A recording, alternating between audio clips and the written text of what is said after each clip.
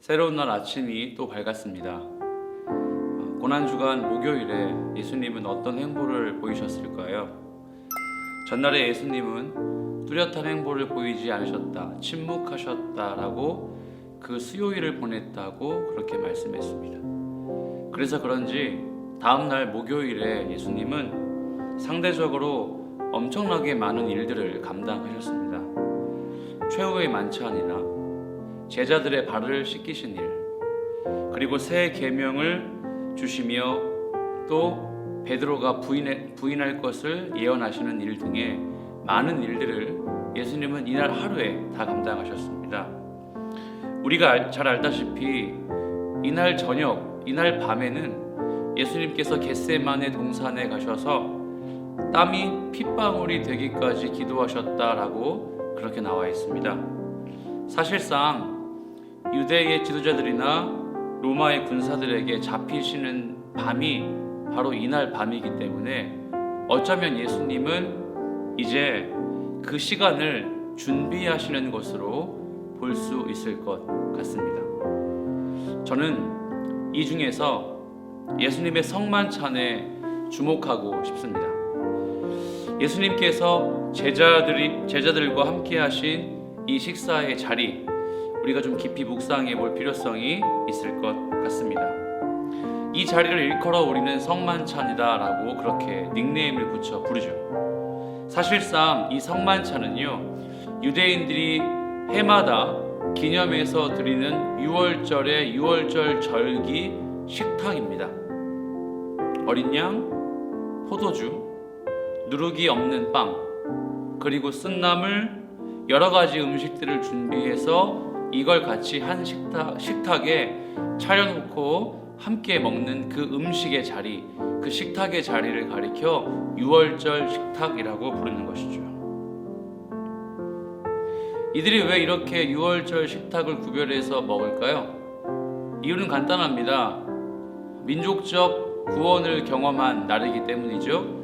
출애굽 사건을 기념하여 하나님께서 이 백성을 구원하셨다, 이걸 해마다 기념하고 기억해내기 위해서 이 6월절 식탁을 차려놓고 함께 먹고 마시는 것입니다. 예수님은 이날에도 그 식사의 자리를 만드셔서 그 구원을 기념하시고자 했던 것입니다. 그런데 주님은 의도적으로 한 가지 준비하지 않으신 것이 있었습니다. 왜 그러셨으며 그 준비하시지 않은 것은 무엇일까요? 그 제물은 그것은 바로 어린 양이라고 하는 희생 제물이었습니다. 그 식탁에 반드시 있어야 할 메인 메뉴였던 어린 양, 양고기가 그 자리에 없었기 때문입니다.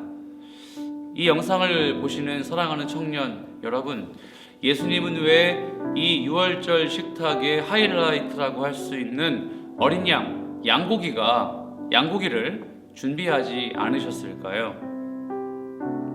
그 이유는 바로 이 양고기의 역할, 이 어린 양의 역할, 이 어린 양이 감당해야 할 제물의 역할을 예수님 자신이 감당하실 것이기 때문이었습니다.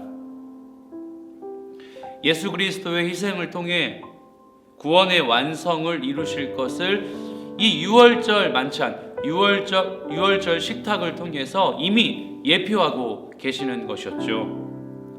그래서 예수님은 제자들에게 나의 살, 나의 피 함께 나누면서 이걸 가리켜 기념하라 라고 그렇게 명령하셨습니다. 그 만찬의 자리는 예수님이 장차 이루실 구원의 사역 십자가 사건을 기념하라, 기억해서 지켜라, 이 의미를 가지고 마련하신 자리였던 것이죠. 자, 오늘 이 성만찬 사건을 통해서 우리가 그 예수님의 희생을 기억해야 할 것입니다. 그리고 그 희생을 통해 받은 은혜를 기념해야 할 것입니다.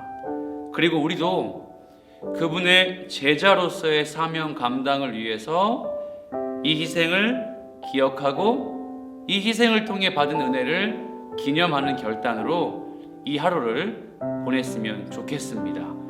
함께 우리 말씀을 결단하시기 전에 다시 한번 정리하죠. 예수님의 6월절 식탁은 예수님의 성만찬 사건은 바로 예수님의 살과 피, 그분의 희생제물 되심을 기억해야 할 것이며, 이 시대를 살아가는 그리스도인으로서 예수님이 감당하시며 남기셨던 지상의 명령을 기념하기 위해 지켜야 한다는 것이죠. 우리 말씀 한 구절 보겠습니다. 내가 주와 또는 선생이 되어 너희 발을 씻었으니 너희도 서로 발을 씻어주는 것이 옳으니라. 내가 너희에게 행한 것 같이 너희도 행하게 하려 하여 본을 보였노라. 요한복음 13장 14, 15절 말씀. 자, 이제 윌터 브루그만과 함께하는 사순절 묵상집 가보지 않은 길의 또 한 부분을 제가 발췌해서 읽어드리겠습니다. 제자들은 예수님의 행동을 분개와 경악으로 바라보았습니다. 주님께서 종이 하는 행동을 하시니 제자들은 그분의 의중을 알 수 없어 불안했습니다. 예수님은 제자들에게 말씀하십니다. 내가 너희들에게 무엇을 했는지 너희는 아느냐.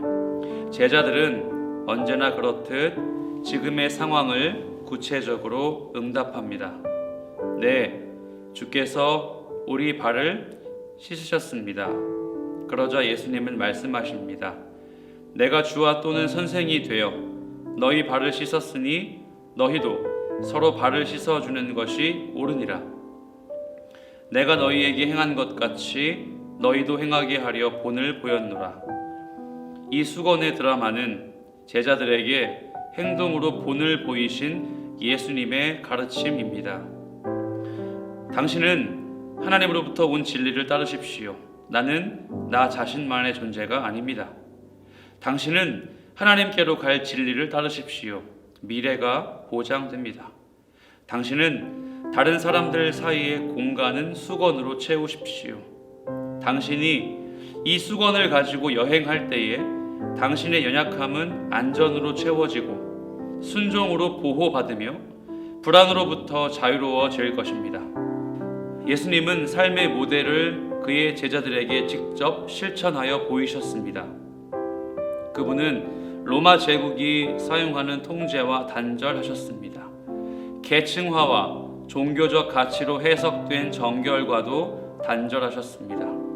예수님은 이 모든 낡은 것들과의 단절을 통해 자유와 진리를 자각하셨습니다. 당신의 겸손함을 나타내신 씻음의 행위를 통해 예수님은 인간들의 일상에 잦아든 모든 과거와 단절하셨습니다. 매일매일 쳇바퀴처럼 의미 없이 살아가고 늘 조직에 살아남지 못할까 두려워하며 지금보다 더 축적하려고 발버둥치는 스스로 만족할 수 없는 죽음의 감각과 단절하신 것입니다. 예수님은 제자들에게 다시 한번 명확하게 말씀하십니다. 새 계명을 너희에게 주노니 서로 사랑하라. 내가 너희를 사랑한 것 같이 너희도 서로 사랑하라.